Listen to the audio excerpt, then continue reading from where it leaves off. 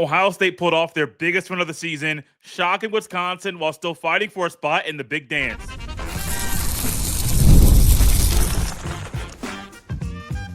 You are Locked On Buckeyes, your daily podcast on the Ohio State Buckeyes. Part of the Locked On Podcast Network, your team every day. Welcome in, Buckeye fans, to your afternoon edition of Locked On Buckeyes, which is your daily Ohio State podcast. Part of Locked On Podcast Network, your team every day. Now the number one sports podcast network. I'm your host, Jay Stevens, veteran sports talk host, delivering passionate coverage about your Buckeyes. And during this hardwood huddle, we will discuss what changed in Devin Royal as he had a monster night when Ohio State welcomed Wisconsin into the shot and beat them really bad. The final score was 86-69, and this was a game going into it. We discussed it yesterday that I was very skeptical that Ohio State could pull off the upset when they hadn't beat a ranked team all season. Wisconsin and Ohio State have similar records, but Wisconsin's been the better team of late. Wisconsin beat Ohio State pretty bad. It was a pretty poor defensive performance by the Buckeyes in the first meeting with the Badgers. But just a day ago, Ohio State, their backs up against the wall. They know they don't have much room for error while still fighting for a spot in the big dance, and they showed up in a very big way offensively. Bruce Thornton did what he does all season long, leading the Buckeyes, but Devin Royal stepped up in a big way. He added 25 points a night ago during the upset win, 25 points on 10 of 17 shooting from the field, also added in 5 rebounds and 3 assists. But to me, the biggest story and the biggest reaction I have for this game was that Ohio State needed the win. The Ohio State needed that win in such a big way because their season was looking like it was going to be over. Not over where they wouldn't make the Big Ten tournament or have a shot to play in a postseason tournament, but your focus is being in the field of 68, making the NCAA tournament. And when you haven't been a ranked team all year, and when you're thinking about what happened last time Wisconsin played Ohio State, you're thinking this could be a game where deja vu is written all over it. But that wasn't the case. We have seen Bruce Thornton over the past few games really find his way to get downhill and get to the basket. And when he gets in the paint, he is very difficult to stop. But it's not just him. The spacing of the Buckeyes was a whole lot better. The shooting as well was a whole lot better. But defensively overall, while Jake Diebler tried to zone, to try some things early in the game, to try to figure out and test Wisconsin to see how they would try to match up with what Ohio State was doing, the defense was the biggest thing to me, even bigger than Devin Royal's 25 points. When you hold a team like Wisconsin to 69 points, when the last time you played them, they put up 92, you're thinking, wow, the defense really is taking strides, and home court definitely does help. Home court helps. The shot was rocking. Shout out to the fans. If you right now, if you were a person that went to the game, shout out to you because you were very loud. You did what was needed to make sure Wisconsin felt like they were away from home because the Buckeyes defense was really, really good. But the spacing on offense was another big piece of this as well. There were numerous times Thornton would drive or Thornton would come down the court, and players were spaced out very well, and there was a lot of movement. But while spacing, he could drive and kick, or he could drive and take the shot because while sometimes the defense would collapse on him, it would leave a man wide open on the wing. Or maybe the defense of Wisconsin would try to stay out on the guys on the outside. That left a clearer driving lane for Bruce Thornton. Overall, great performance for the Buckeyes, and they're still fighting to play in the big dance. That's where they want to be. They're not playing like a team that wants to just mail it in and not play in that part of the season. No, they're playing like a team that wants to play on national TV in the biggest tournament every single season. Everybody in college basketball wants to find a way to play in the big dance. It doesn't matter if you are Ohio State or if you're a MAC school, whatever the case may be. You could be in the Ivy League. You want to find a way to play in the big dance. And I think right now a lot of Ohio State fans are trying to wonder and figure out if this was a one-hit wonder late in the season or if this was a sign of things to come. You have to be encouraged about what Ohio State did a night ago because it would be very easy to look out there and say, well, this isn't great. What they're doing defensively is poor at times. Bruce Thornton has to try to carry everybody else along. You can look out there and say, yeah, that's what's happened. But you could also look at the most recent game and what the Buckeyes have done lately and say, if they play like this down the stretch, they have a shot to make a lot of noise and cement their spot in the NCAA tournament. The Buckeyes now have 17 wins. Remember the sweet spot, the sweet number. They want to get to 20 wins in the regular season. The Big Ten tournament, they could hit that mark in the tourney and even get to 21 to 22 wins. I'm not sure if the tournament, the Big Ten Conference tournament, will impact the committee members' minds as far as swaying them to pull them into the big dance or kicking them to the curb and saying, no, you're not getting it. You're not getting invited this year. I truly don't know where the committee members' minds are. However, I believe there is a selection show, like a mock selection show this coming Sunday. I believe I heard Clark Kellogg say that recently. And so you're going to get a sense of where teams sit, what the Buckeyes need to do to make sure they are part of the field of 68. And if I'm Jake Diebler right now, don't try to lean into the field of 68. Lean into the field of 64. You don't want to be a team that's on the first four in. You want to be a team that's ahead of that is already a lock to make the big dance. And that's where Ohio State should be every year. And of late this year, there have been signs that they wouldn't make it, but they're fighting to keep their season alive.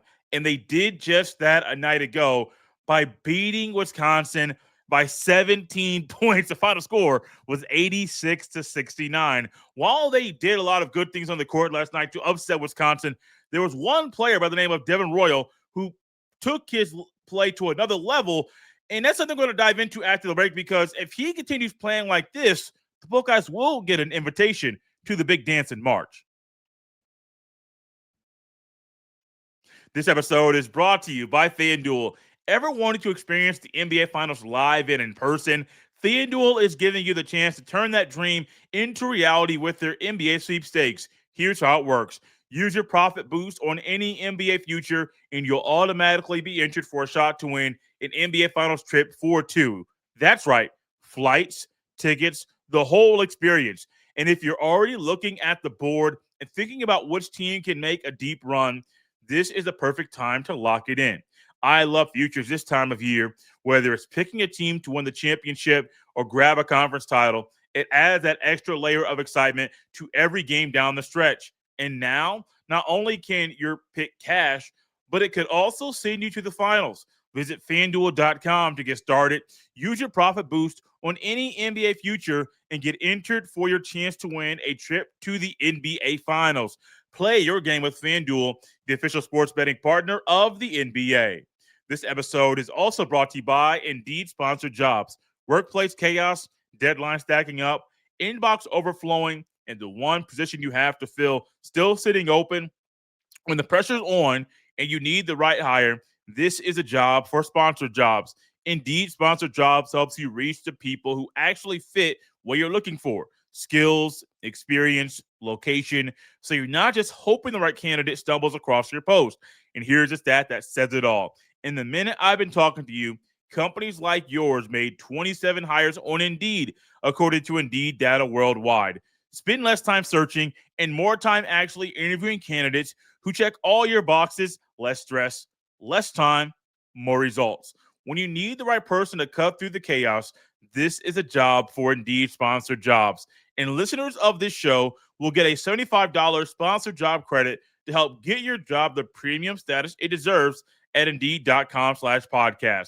Just go to Indeed.com/podcast right now and support our show by saying you heard about Indeed on this podcast. Indeed.com/podcast. Terms and conditions apply. Need to hire? This is a job for Indeed Sponsored Jobs. I'm Clea Butler, host of Locked On Women's Basketball, and this is Mazda's Women's Basketball Snapshot, celebrating the work no highlight reel can ever capture. It was a heavyweight showdown between number 3 South Carolina and number 7 LSU, and the Gamecocks rose to the occasion. South Carolina secured a hard-fought 79-72 victory to stay atop the SEC standings, using a balanced offensive attack to outlast the Tigers. Tessa Johnson led the way with 21 points, while Raven Johnson added 19. Medina Okot dominated the paint with a double-double, finishing with 12 points and 17 rebounds, while Joyce Edwards chipped in 10 points to round out the scoring. With the statement win, the Gamecocks now turn their attention to a road matchup at number 23 Alabama on Thursday. These moments are earned off the clock, those long before the lights ever come on. The sweat, the fakes, the doubt, the scrapes, and coming back for more every time. Mazda puts that same drive into every detail. Wins define the moment, putting in the work, that defines you. There's more to a Mazda because there's more to you. There was a big change in last night's game over Wisconsin where the Buckeyes won 86-69. Thank you all for tapping in to Locked On Buckeyes, making this show a part of your day. We're early in the game against Wisconsin. You can kind of feel something different from the Buckeyes. The activity on defense, the active hands and active feet. Even when there were some errors in the middle and guys from Wisconsin were able to get into the middle, you saw some strategic adjustments by Jake Diebler that led the Buckeyes to get defensive stops to help them get easier baskets. And one of the guys that was flourishing early and often throughout the game was Devin Royal. And this is coming on the heels of a pretty poor performance by Devin Royal, where in Virginia, he only scored 4 points. He was 2 of 12 shooting from the field, and that's not great. You followed it up with the game where he was the second leading scorer for the Buckeyes with 25 points, 10 to 17 shooting from the field, 4 of 7 from downtown, adding 5 rebounds and 3 assists. You're thinking, what changed? What got into Devin Royal from the time when he was really, I don't want to say a huge problem, but a liability at times for the Buckeyes against Virginia, to all of a sudden, he's a guy you can rely on. Well, after the Buckeyes got back from Nashville, Devin Royal got up 1,000 shots. He ended up staying up till about 4 o'clock in the morning, just working on his game and trying to fine-tune some of the details that weren't really in sync against Virginia. And the next thing you knew, when he got back on the court the very next time, he was ready to go. And when you have that kind of leadership and your development is there where you know what went wrong in a game, you know how to fix some of the issues that were there. He went to the practice facility, got those shots up, and his maturity was a big reason why he was a big piece of the pie for the Buckeyes. But also, it wasn't just him. Devin Royal wasn't just one person to raise his level of play. Remember, the Buckeyes are still without John Mobley Jr. And there was 2 players that I said one did a lot of good play against Virginia. Another one needed to take some more shots. Amari Bynum had 13 points on 5 or 6 shooting against Wisconsin. So hats off to him for still raising his level of play without the Buckeyes' second leading scorer this season. And then Tayson Chapman, to me, early in the game against Virginia, was in rhythm, getting a couple of shots in rhythm and in sync, knocked him down. He also found a guy, had a nice little, maybe a pocket pass. I'm not sure if it was a pocket pass. So it was a clear assist in that game. And look at great. Keep it going. But it didn't continue throughout the rest of the game. Tayson Chapman had 11 points, 3 of 6 shooting from the field. He was 1 or 2 from downtown. And he is one of those guys that has to step up. If Devin Royal's going to test himself and challenge himself to play bigger Buckeye basketball down the stretch to make a push for the NCAA tournament, well, you got a younger guy in Amari Bynum that's looking at the older guy in Royal, but you have the guy that's newer to the team in Tayson Chapman, who's looking to the guy that's been there longer in Devin Royal and saying, if Royal had a bad game and he's working on his internally with himself to get better, then we have to do the same thing to make sure that we are able to raise our level of play to play in the big days in March. Yes, there is still the NIT and the college basketball crown, I believe, is a new tournament that is out there. I don't know the name of that tournament. I know it's a Fox thing, and the Big Ten has a contract with Fox, so I'm not sure if that means you can't go to the NIT. I don't know all the details. It was very confusing last year when they tried to figure it out, when they tried to describe it, and when I've been looking into it, it just seems like a really bad thing. I like the tournament. I know there's money involved, but let teams play where they want to play in the postseason if they don't get invited to the big dance. These 3 players have to continue their play against Michigan State, against Iowa, against Purdue, and against IU. They have to play big. The belief is that John Mobley Jr. will be able to return this year, but not sure if it'll be this week or if it'll be in the second to last game of the season. Not sure when he will be back, which adds pressure by some people's estimation on some of these other guys, or maybe just adds a challenge to them. Not so much the pressure, but Debo is going to challenge them to continue this play, continue making sure that everything you did against Wisconsin, all the good things, you do those once again. And some of the bad things, some of the mental errors that happen in the win, those things don't continue and carry over to a game on Saturday. I believe that game's also in East Lansing, which is a very tough place to play.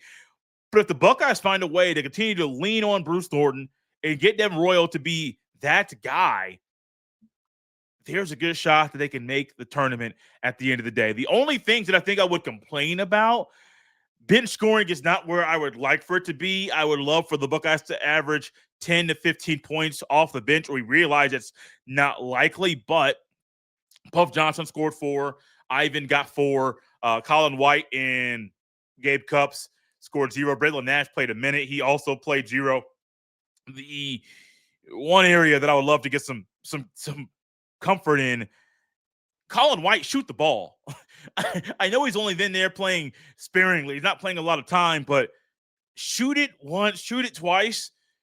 Once one falls, that's another player the opposing team has to look at and consider, because if he's coming in and he's not shooting the ball, if I'm an opposing team, I'm not worried about that guy. I'm not worried about him at all. I'm going to focus on the guys that are actually threats on the Buckeyes offense. Thank you for tapping into Locked On Buckeyes and making this show part of your day. You can follow me on any social media platform at jstevens07. Send every email to jstevens317@gmail.com. This has been Locked On Buckeyes on a Wednesday. We'll see you next time.